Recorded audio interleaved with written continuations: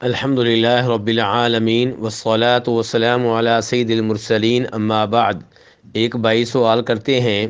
کہ آج کل کے زمانے میں وہ عورت جو حیض کی حالت میں ہے، کیا وہ موبائل سے یا لیپ ٹاپ سے یا آئی پیڈ سے قرآن پاک کی تلاوت کر سکتی ہے؟ تو گزارش یہ ہے کہ اس مسئلے میں بہت زیادہ اختلاف ہے، لیکن صحیح بات یہ ہے واللہ تعالی اعلم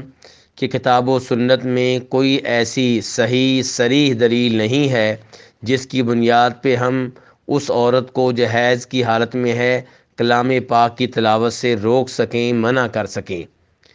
آپ یہ دیکھیے کہ نبی کریم صلی اللہ علیہ وسلم نے جناب عائشہ سے کہا تھا جب کہ وہ حج کرنے لگی تھیں اور حیض کی حالت میں تھیں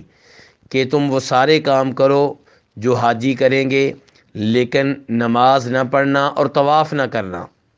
تو نبی کریم صلی اللہ علیہ وسلم نے حیض کی حالت میں جناب عائشہ کو صرف طواف سے اور نماز سے روکا ہے،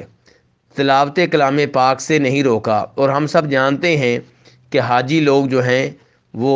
حج کی حالت میں، احرام کی حالت میں تلاوت بھی کرتے ہیں، اللہ کا ذکر بھی کرتے ہیں اور دیگر کئی عبادات بھی بجا لاتے ہیں۔ لیکن آپ علیہ الصلوۃ والسلام جناب عائشہ سے کہہ رہے ہیں کہ عائشہ وہ سارے کام کرو جو حاجی کریں گے، لیکن طواف نہ کرنا۔ اور دوسری روایت سے معلوم ہوتا ہے کہ نماز بھی اس کے لیے ممنوع ہے، لیکن تلاوت کو آپ نے کسی صحیح حدیث میں حیض والی عورت کے لیے ممنوع قرار نہیں دیا، اس لیے صحیح بات یہ ہے کہ وہ تلاوت کر سکتی ہے، واللہ تعالی اعلم۔